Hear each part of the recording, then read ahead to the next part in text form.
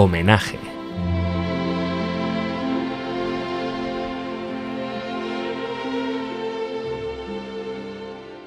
En este homenaje que realizamos al cineasta Claude Lanzmann, ya saben, el creador de Shoah, hemos recopilado varias voces para unirnos al lamento por la pérdida de este gran artista, de uno de los grandes pensadores del siglo XX. En primer lugar, les ofrecemos una entrevista realizada por Masa Gabriel de Claude Lanzmann, con Claude Lanzmann para Radio Sefarad, que se grabó en 2010. Posteriormente recogemos las opiniones de Felipe Cabrerizo, la persona, el programador del Cine Estudio del Círculo de Bellas Artes, el que fuera programador de este Cine Estudio, que fue la persona que trajo a España por primera vez una antología completa de la filmografía del cineasta francés y que tuvo también la oportunidad de conocerle en persona. Habla para nosotros también en este homenaje Aarón Rodríguez, nuestro colaborador experto en comunicación audiovisual, el conductor de Cine y Shoah, con el que tantas veces hemos hablado del cine y del magisterio de Lanzmann. Y por último contamos con la voz de Javier Fernández Aparicio, uno de los responsables del Club de Lecturas del Holocausto, quien también aporta su visión sobre lo que ha sido y será Claude Lanzmann, tanto en la literatura como, por supuesto, en el cine, en la historia del cine. A finales de enero del año 2010, el director de cine Claude Lanzmann estuvo en Madrid presentando su amplia filmografía, presentando sus documentales, invitado por Casa Sefarad Israel. Radio Sefarad tuvo la oportunidad, la suerte de poder charlar con él unos minutos. Fueron pocos los minutos que tuvimos, ya que Claude Lanzmann estaba concediendo entrevistas a muchos medios, pero nosotros les traemos la entrevista que Ana y yo pudimos realizar con él. En él hablamos no solamente de la película Shoah, sino también de su nuevo libro, de un libro que aparecerá próximamente en español, Le Lièvre de Patagonie, La Liebre de Patagonia. Todavía no ha sido traducida, pero en breve lo tendremos. Les dejamos con la entrevista. Choqué, parce que vous commencez à parler, le premier chapitre est absolument terrifiant, toute cette explication de la peine de mort. El primer capítulo de su libro es absolutamente terrorífico, toda la explicación de la pena de muerte que usted da. He tenido como la impresión, al final del libro, justamente cuando explica el título de él, de por qué la liebre de Patagonia, he tenido la impresión de que asistimos a una especie de lucha entre la vida y la muerte.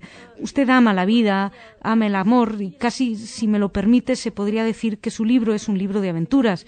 Sin embargo, hay una constante obsesión de la muerte, incluso en los momentos de mayor vitalidad.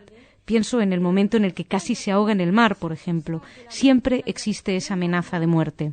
Plus grande vitalité, je pense par exemple à la mer où presque vous noyez, il y a toujours cette menace de la mort là-dedans. Il y a ce que j'appelle dans ce livre un amour irraisonné. Lo que existe es lo que llamo en este libro un amor irrazonado y no razonable a la vida. Un amor loco a la vida. Y es porque existe este amor a la vida que la muerte me parece un escándalo absoluto. Por mucho que sepa que me va a pasar, no me hace ninguna gracia que el mundo siga sin mí. No estoy nada cansado de la vida. C'est beau savoir que ça va m'arriver. Ça ne m'amuse pas du tout que le monde continue sans moi. Je ne suis pas fatigué de la vie. En el libro usted dice que si le dieran la posibilidad de vivir 100 veces... ¿100 vidas?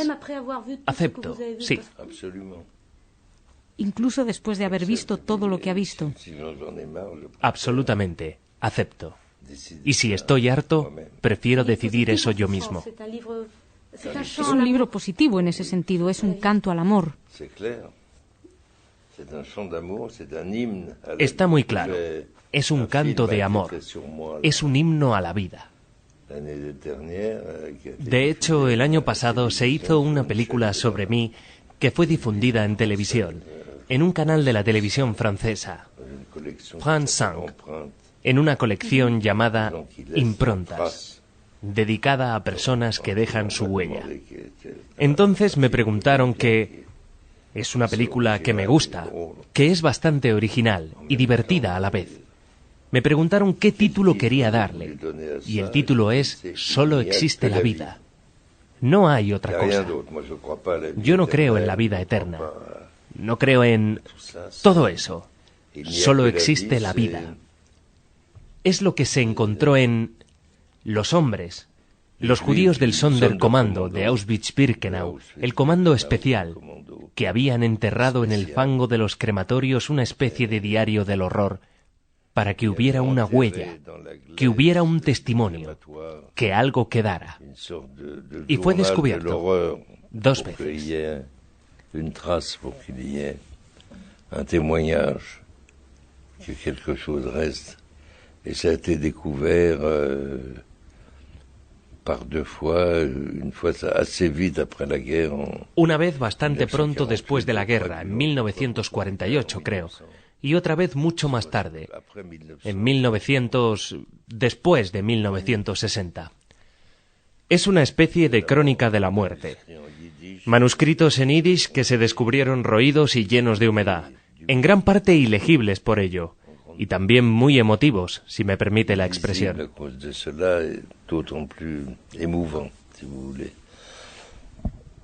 C'est une sorte de chronique de la mort tenue par des hommes qui signaient. Es una especie de crónica de la muerte realizada por unos hombres que firmaban. Y estando en el reino de la muerte, esa gente santificaba la vida, absolutamente.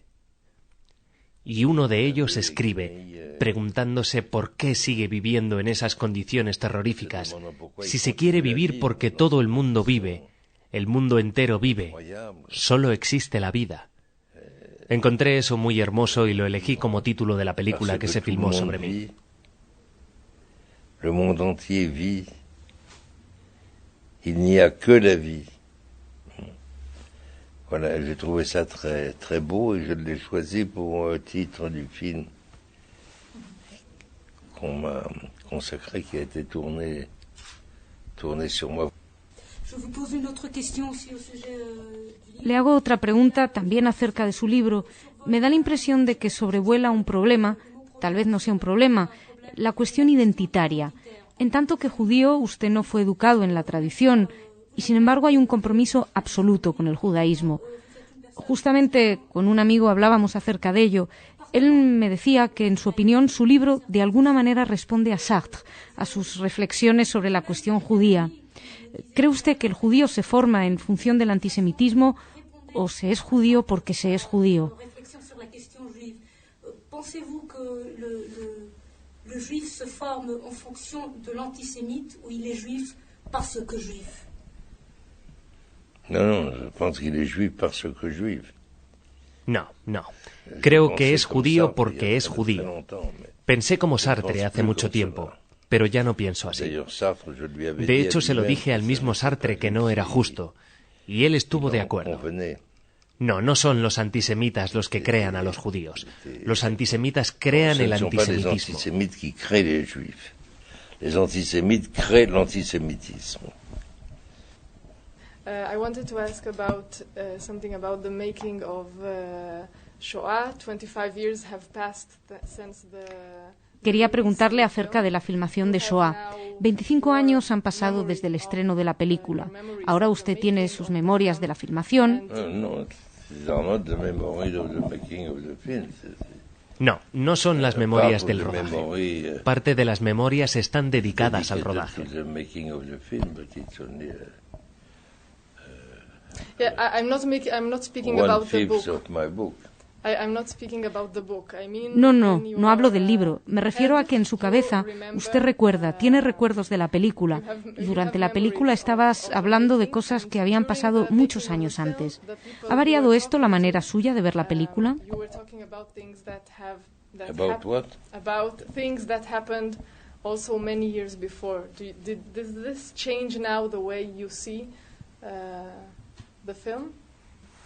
No, il n'y a pas de différence, je le vois. No hay diferencias. Lo veo de la misma manera. La película no cambió. La película no envejeció. La película no tiene arrugas. La película no ha perdido un ápice de su fuerza. Es lo mismo. La vi antes de ayer en la televisión francesa. Pasaban la primera parte de Shoah. La semana que viene pasarán la segunda parte. No quería mirarla. Tenía trabajo que terminar. Pero le eché un vistazo y no pude dejar de verla. Tuve que ver 1 hora de la película. Tuve que luchar contra mí para poder dejar de ver la película. French TV, the first era of Shoah was screened. Next Wednesday it is the second era of Shoah. I did not want to watch. I had other works to finish, but once during the evening, it's long. It lasts 4 hours and a half. I just took a look. And I could not stop me. I had to see 1 hour of the film. I could not stop. I had to fight against myself in order to leave the TV screen. Je profite pour faire une dernière question. Aprovecho para hacerle una última pregunta que seguramente le han hecho muchas veces. ¿Existe un peligro a la hora de difundir la Shoah? Pas la Shoah. Shoah. No, me refiero a la Shoah, no a la película. Me refiero a cuando queremos hablar de lo que ha pasado, de la cosa, como decía usted el otro día en la conferencia de prensa. Existe un riesgo evidente entre la difusión y la banalización. Sé que es complicado, pero ¿existiría tal vez, según usted, una frontera clara que podamos dibujar para evitar caer en uno de los dos lados? Oui, il y a sûrement une frontière, oui. Sí, es seguro que existe una frontera, sí. Seguro que hay alguna. No sé, el viaje a Auschwitz se ha convertido en una especie de obligación o de moda. Es decir, no estoy seguro de que esté bien hacer eso en una jornada. Salir por la mañana, volver por la noche, no sé. Hay gente que dice que está muy bien y que es muy eficaz, que trastoca a la gente que lo hace. En fin, no lo sé. Que c'est très bien, très efficace, que ça bouleverse les gens qui le font. Je ne sais pas. Bueno, señor Lanzmann, muchas gracias. Le debemos un verdadero agradecimiento en nombre de las víctimas y de las siguientes generaciones por su trabajo para transmitir este legado. Señor Lanzmann, gracias. Ha sido un verdadero placer.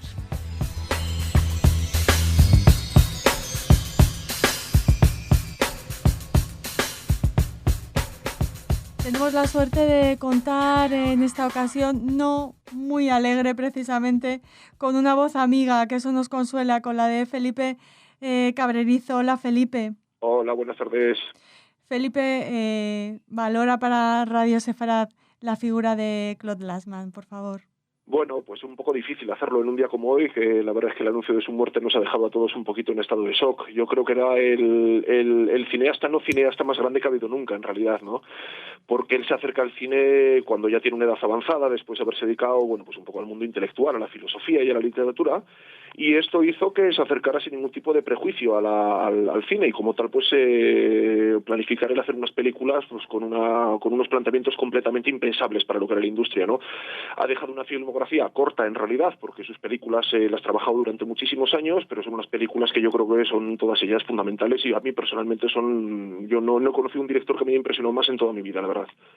¿Y no habla solo de Shoah o sí? ¿O precisamente Shoah? Claro. Bueno, toda la obra de Lanzmann está articulada en torno a Shoah, o sea, es su película fundamental, es la película sobre el Holocausto, que dura 9 horas, en las que no hay ni música, ni efectos especiales, ni imágenes de archivo, ni ningún tipo de montaje, ¿no? Es una especie de exposición a lo bruto del asunto. Es una de las 10 películas que tiene, pero es verdad que es la película clave porque no solo por la propia extensión de la película, que estuvo 15 años trabajando en ella, no es una película de 9 horas absolutamente impactante, sino porque muchas de las películas que él ha hecho a continuación de ellas son una especie de extractos de SOA, ¿no? Grabó tantísimo material para esta película que no le entró en aquellas 9 horas que duró el montaje final, y como tal, pues bueno, después ha estado haciendo una larga serie de películas aprovechando tomas sobrantes que le habían quedado, por lo cual sí que es verdad que SOA es el pilar en torno al cual gira toda la filmografía de Lathman. También es importante destacar Porco Israel, por ejemplo. Sí, claro, porque Israel, que es una película maravillosa. Fue la primera película que hizo, es una película que él termina, que no rueda en el año 73, había estado rodándola bastante tiempo. Fue el primer acercamiento que tuvo él al judaísmo. Quiere hacer un documental sobre la creación del Estado de Israel y lo que supone esta llegada, ¿no?, tan en ebullición de tantísima gente de todas las partes del planeta. Fue una película que tuvo muy mala suerte en su momento, pero una película que se escapaba por completo de los cauces comerciales y que trataba un tema que siempre termina resultando incómodo para mucha gente. Pero es la primera película en la que está todo, ¿no? O sea, ahí ya ves todo lo que van a ser las líneas que va a desarrollar después en su cine. Está allí, es una película, vamos, efervescente y fabulosa, la verdad. Y el último de Los Injustos, también tenemos que hablar de esta gran película. Sí, fue otra película maravillosa, y además una película que, bueno, yo creo que tenemos además la alegría de que ha sido la única película que se ha distribuido comercialmente en España, la única película de Lathman, ¿no? Y bueno, pues la fortuna de poder haber disfrutado en salas de una película como esta en un formato correcto y correctamente subtitulada, que es algo pues muy difícil de ver hoy en día, a no ser que te entres en los cauces del DVD y de los mundos virtuales, ¿no? Fue una auténtica fortuna, y fue además, yo creo que en España el momento clave, porque, bueno, a partir del año 2010-2011 hubo una especie de momento de fama, o de pequeña fama de Lathman, que permitió la entrada de la película en los cauces comerciales. Felipe, no sé si la palabra es disfrutar, pero tú tuviste la oportunidad de disfrutar de la presencia del propio Claude Lanzmann en vivo y en directo, ¿no? Muy curioso, la verdad. Sí, bueno, yo hace unos años llevaba la programación del cine del Círculo de Bellas Artes, y bueno, pues tras muchísimo tiempo de trabajo y gracias sobre todo a la colaboración de Casa Sefarad, conseguimos montar una retrospectiva integral, que era la primera retrospectiva integral que se hacía de Lathman. Solo se había visto ocasionalmente SOA en algún pase en Filmoteca muy puntual. Y bueno, pues era un cineasta muy desconocido, las películas eran muy difíciles de localizar y de mover, y era un ciclo difícil de hacer, y bueno, pero nos pusimos a ello y lo terminamos haciendo, y con la presencia de Lathman aquí en Madrid, en la sala con nosotros, ¿no? Fue, por un lado, bueno, pues una sensación, como siempre, en estos casos suelen ser agridulces, ¿no? Porque por un lado estuvo la maravilla de poder ver en pantalla grande y en su formato adecuado toda la filmografía entera de Lathman, y esto sirvió para dar a conocer unas películas que eran absolutamente ignotas en este país, por lo general, ¿no? La mayor parte de ellas vieron el momento de estreno en nuestras pantallas allí, y este fue el lado positivo. El lado negativo, digamos, que fue el trato con Lathman, que no era una persona particularmente fácil, digamos, no fue una persona que estuvo creando problemas desde el primer momento que apareció hasta que lo dejamos subiéndose al avión en Barajas, ¿no? Fue una semana complicada por el trato con él, la verdad. Ya nos habían avisado que no era una persona de carácter sencillo, cosa que comprobamos después, pero bueno, sí que es verdad también que hoy mismo lo pensaba cuando me he enterado de la triste noticia, además, ¿no? Que es verdad que eso es esta gente que te crea muchos quebraderos de cabeza y muchos problemas, pero bueno, yo creo que, o sea, es algo secundario, ¿no? En comparación con todo lo que supuso su llegada, la posibilidad de exhibir sus películas y el contacto con él, que era un hombre al que admirábamos todos enormemente. ¿Recuerdas algo que dijera especialmente en aquella ocasión? Bueno, referente a insultos hacia mí, te puedo decir unos cuantos que me dedico en público y en privado.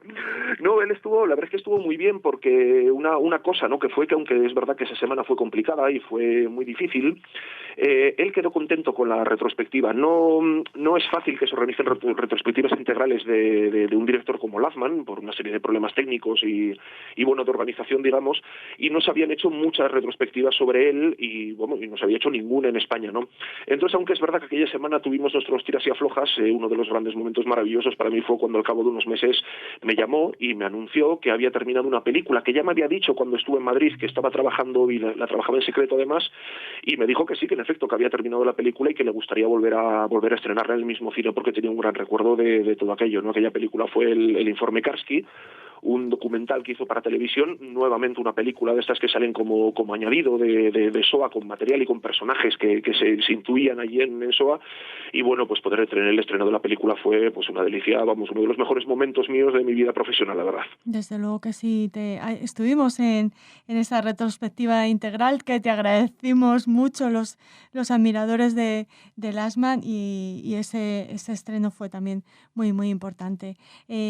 Con Aarón Rodríguez Rodríguez, otro amigo, otra voz amiga, otro colaborador de Radio Sefarat y también admirador de Lasman, siempre hablamos de su docencia, ¿no? De su huella en otros cineastas, de cómo ha marcado la cinematografía en torno al mundo de la Shoah. Hablábamos de ese Last Man versus Spielberg, por ejemplo, con Aarón, y de ese tema también quería que nos ofrecieras tu reflexión. ¿Qué va a pasar después de Last Man? ¿Se le va a reconocer su forma de acercarse o no acercarse a la Shoah desde el lenguaje cinematográfico? Bueno, yo creo que el gran problema de todo esto es que Lasman no deja herederos, sino deja herederos primero porque tiene una manera tan sumamente personal de entender el cine que es muy difícil que alguien entrara un poquito en esa estela, y segundo porque es verdad que Lasman es hijo también de una coyuntura política y social y económica que ha permitido hacer un tipo de películas que hoy en día pues parece que están en trámites de desaparición, ¿no? Y este es el gran problema porque realmente la aportación de Lasman es importante. Yo recuerdo una vez que hablaba con Santos Zunzunegui, un historiador y profesor cinematográfico estupendo, uno de las primerísimas espadas de España, ¿no? Que me decía, antes de que yo hubiera visto Shoah, de esto hace muchos años, me impactó mucho porque decía que para él entendía que Shoah era no solo una de las mejores películas que se habían hecho en el mundo, sino uno de los grandes eventos artísticos que se habían creado en la historia de la humanidad, ¿no? Yo pensé que esto era una exageración, pero no lo es. No lo es porque desde el día que conseguí ver Shoah, desde luego me di cuenta de que era una apreciación desde luego justísima, ¿no? El magisterio, digamos, de Lasman, yo creo que no es una cosa que se tenga que ganar, yo creo que él ya lo ha conseguido. Es verdad que por una serie de problemas sus películas se han visto con dificultad en España, sí que es verdad que Shoah se ha editado en DVD y algunas películas se han podido ver ocasionalmente, pero sigue siendo un director desconocido aquí, cosa que no sucede en otros países, ni mucho menos en Francia, su país de origen, ¿no? Yo creo que ahí, la aparición de Shoah marcó en cierto modo un antes y un después de la forma de contemplar ya no solo la representación del Holocausto en el cine, sino la propia historia del cine, ¿no? O sea, como todo aquello podía abrirse una nueva ventana, un nuevo resquicio por el que se podía filtrar otro tipo de películas. Esto es algo que yo creo que ya se produjo inmediatamente. O sea, Shoah se estrenó en París en el año 85 y ya para un año, 2 años después en las revistas especializadas ya se habla de él como una figura clave, ¿no? Para la evolución del cine francés, y yo creo que ese respeto no ha parado de crecer, por lo cual, bueno, a fin de cuentas es una cuestión también de que con el tiempo las películas irán expandiendo más y serán más conocidas.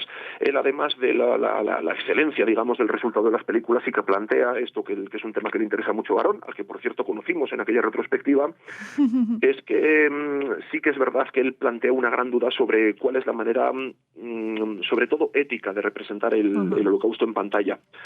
El Holocausto se ha representado muchísimas veces, la Shoah apareció en pantalla infinidad de ocasiones, normalmente siempre bajo unos parámetros más o menos hollywoodienses, más o menos espectaculares, y él pensaba que esto era banalizar la imagen de uno de los mayores dramas que ha habido en la historia de la humanidad, ¿no?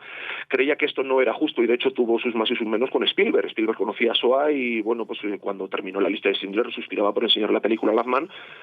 Terminó yendo a París a conocer a Lasman y a proyectar la película, y Lasman le dijo que le parecía una cosa detestable, o sea, detestable no porque la película fuera mala, sino porque pensaba que jugar con la imagen espectacular, con la música que acentúa los sentimientos del espectador, era una manera de banalizar la representación de la propia Shoah.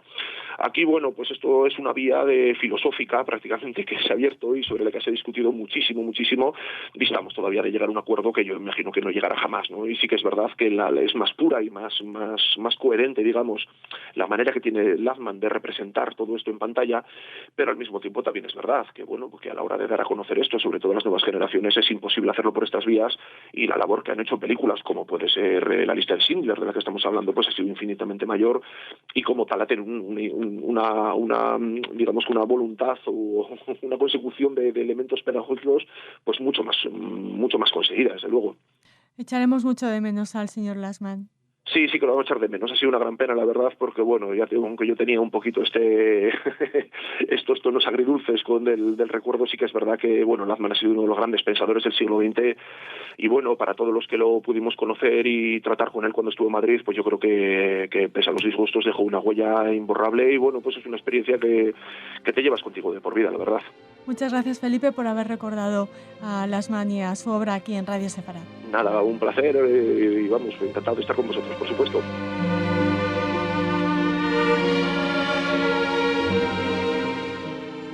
Muy buenas tardes, Raquel, y muy buenas tardes también al resto de amigos de la radio. Es un placer poder mandaros, aunque sea simplemente un pequeño telegrama de voz, para hacer un pequeño ejercicio de memoria y un homenaje muy personal al que sin duda ha sido uno de los grandes enemigos íntimos que he podido tener en el pequeño y humilde periplo intelectual que uno ha ido intentando levantar durante los últimos años. La verdad es que la muerte de Lanzmann nos ha pillado a todos, no voy a decir que por sorpresa, pero sí que nos ha pillado con la guardia baja, con muchas ganas de un cine que parecía que no iba a acabar nunca, ¿no? Y que realmente cuando ahora que ha terminado nos ha dejado mudos de asombro y con la sensación de que prácticamente nadie va a poder estar a la altura de ese reto majestuoso cinematográfico, esa película, no solamente esa película mayor y absoluta que es Shoah, que es la referencia ineludible dentro de nuestro campo de desarrollo y de pensamiento, sino también en general de las relaciones que se establecen entre la imagen y los mecanismos de memoria, ¿no?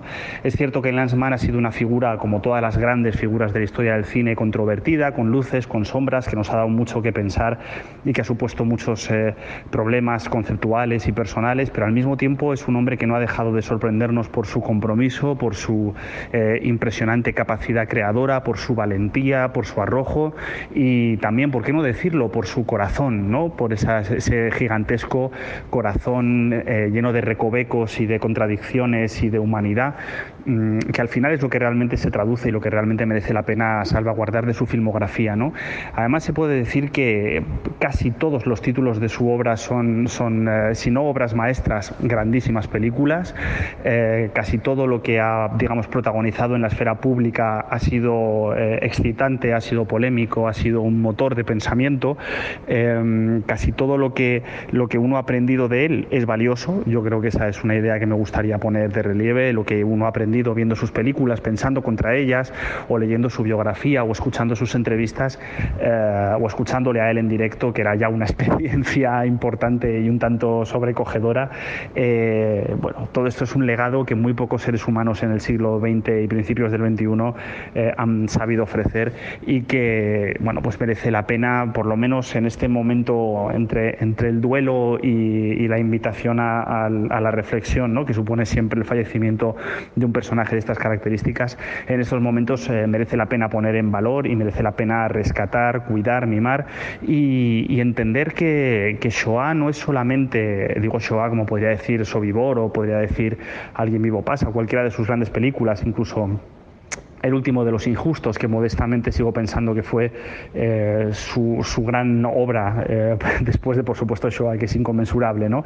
Pero en cualquier caso, todo esto que hemos recibido, todo esto que tenemos entre manos es sin duda alguna un legado para las próximas generaciones. Es un ejercicio ético, estilístico, moral, como decía antes, lleno de sombras y de contradicciones, y es que, como decías, otro de sus enemigos íntimos, Jean-Luc Godard, aquellos que se lanzan al vacío sin red merecen todo nuestro respeto y todo nuestro perdón en sus errores.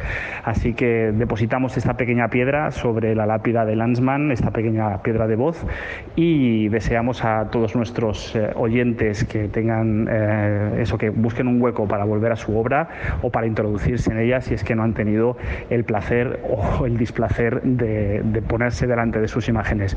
Muchísimas gracias por hacerme este huequito. Espero que estéis todos muy bien y, como siempre, os recuerdo con todo mi cariño y todo mi afecto, y os echo muchísimo de menos.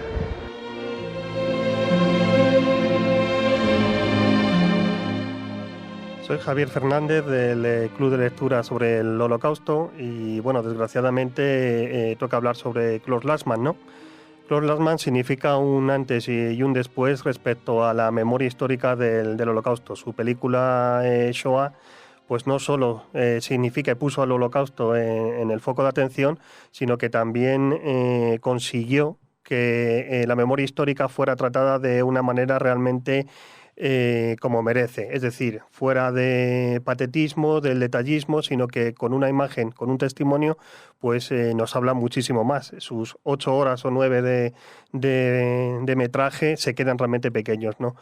Respecto al club de lectura, Klaus Lanzmann también siempre ha estado muy presente. Ha estado muy presente, por ejemplo, su libro de Alguien vivo pasa, que es una entrevista que tiene con Maurice Rossell, el responsable de la Cruz Roja que hizo la visita a Teresín, y que bueno, que parece ser que no vio nada, pues porque en el libro de, por ejemplo, de Juan Mayorga de Himmelberg está muy presente Klaus Lanzmann, ¿no? Lo cual ya también habla de la calidad de Lanzmann como narrador.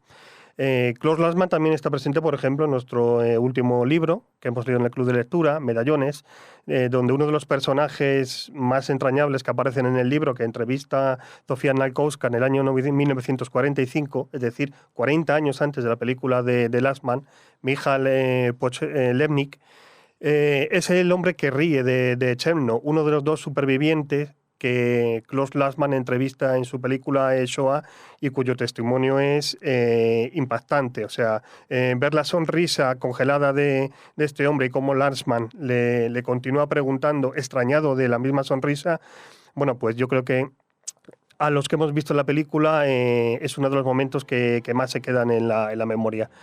Y por último también decir que bueno, Klaus Lanzmann ha fallecido, pero va a seguir vivo, y va a seguir tan vivo como que hoy mismo en Francia estrenaban un nuevo documental suyo con 4 entrevistas que no le había dado tiempo a meter en la película Shoah.